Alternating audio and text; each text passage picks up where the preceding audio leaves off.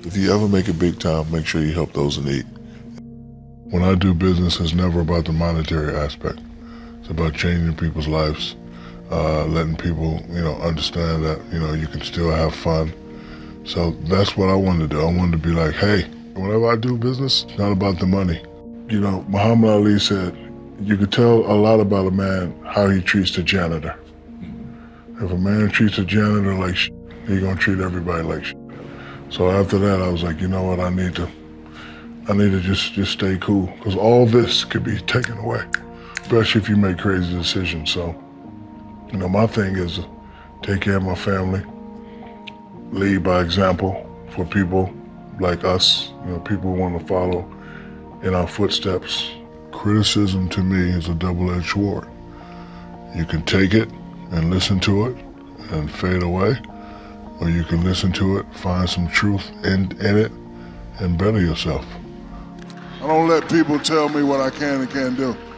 It won't happen. It don't matter what they say. You gotta, whatever you believe, you go for it. And you gotta understand, before you succeed, you must first learn to fail. Like if you fail 1 or 2 times and you stop pursuing your dream, you ain't ready anyway. He told me, he said, you're rich, but I'm wealthy. Because I didn't know the difference. And I said, what's the difference? He said, well, wealthy is when I die, when my kids die, when their kids die, we're still gonna have the same amount. And I thought about that. Then I said, okay, how you do it? And he pulled out a piece of paper. After he said, it ain't about how much you make, it's about how much you keep. How many times we seen cats would get the bag with 100 and then they go blow it the same day, now they gotta get another 100.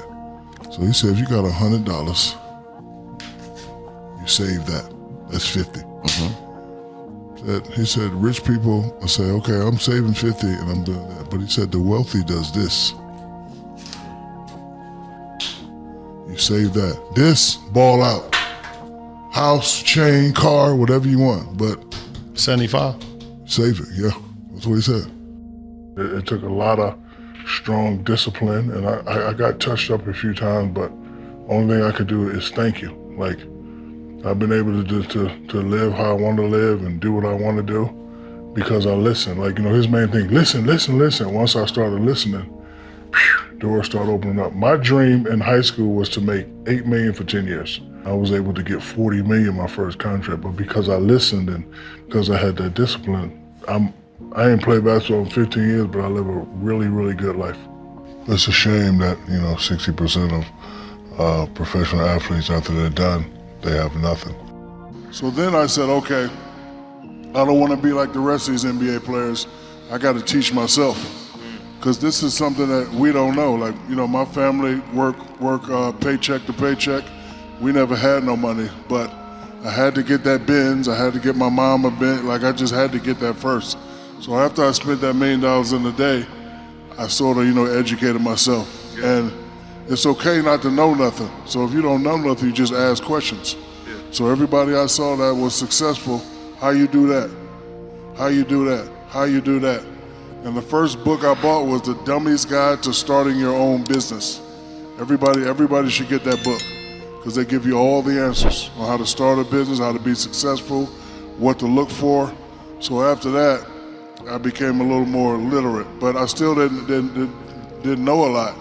All the stuff I'm doing now, that's the stuff I wanted to do. I wanted to invest, I wanted to buy companies, I wanted to be on boards, I wanted to do certain things because, may not be a husband, but I'm always be a father. And the father's job is to protect, provide, and love. 2 wonderful women that have given me beautiful, gorgeous children. I have to protect, and I have to provide, and I have to love for them forever. That's why I work so hard. I don't work for me. I got it all. I got to work for them. I got to work for my 6 babies. Being a CEO starts up here. Everybody in this room is already a CEO. You don't have to own a business to be a CEO. Being a CEO is a mentality. If you have that mentality, if you have that belief, it will work. Of course, there's going to be some ups and downs. When I first started, sell 10,000 pair, 20,000 pair, 50,000 pair, and then it just kept going. So, I've been doing it since 95, so 95 to now, that's what, 30-something years? 400 million pair. And then I went to China and did the same thing. And Jerry West said, look, I know you like to rap and do movies and all that, but when it's all said and done, if it's done the right way, your name could be up there. So while some people look at it as pressure, I look at it as challenge. And not only do I look at it as challenge, from where I come from, I gotta get it done. And now I got kids and boys too, and for bragging rights, I gotta get it done. Listen to your mother and father. I wasn't the smartest guy in the room, wasn't the brightest guy in the room, but I listened to my mother and father. They believed in my dream, they made me believe in my dream, and I just wanted to fight. I'm a fighter. Like when you tell me I can't do nothing, I'm gonna just go and do it. Nobody could be as famous as Magic and Kareem, you'll never win and all that. And I'm saying, okay, you're a nobody, I'm a somebody, I ain't trying to hear all that. And you just keep fighting. So the first 4 years, me and Kobe, we got swept. We didn't give up, we just kept going. And then we won 3 in a row, I got traded. You all know the story, but again, it doesn't matter what anybody tell you, it's what you believe. Because CEO is mental. And when you love something and you respect it, you can always do well at it. So doing well for me is not the same definition as a rapper. Even if I go 10 times platinum, that money ain't doing nothing for me. And then he said, you should develop something called one-hand stress. I only care about what my mama say, what my kids think, if it's gonna mess up the money in the business, what my boys think. That's it, it don't even get to 5. Then I made up a quote for myself. If a nobody can influence a somebody, then the nobody wins. But the question of the day is, who are you? Nobody. So all these people with their opinions, if we talking pecking order status, I don't mean to be disrespectful, but you're under me. So I used to see this guy, I met a guy and I was like, how do you stay rich? And he pulled out a $100 bill and he ripped it in half. And he said, what's this? I said, 50-50. He said, you can save 50. That's cool, let me spend this. But he said, the wealthy people do this.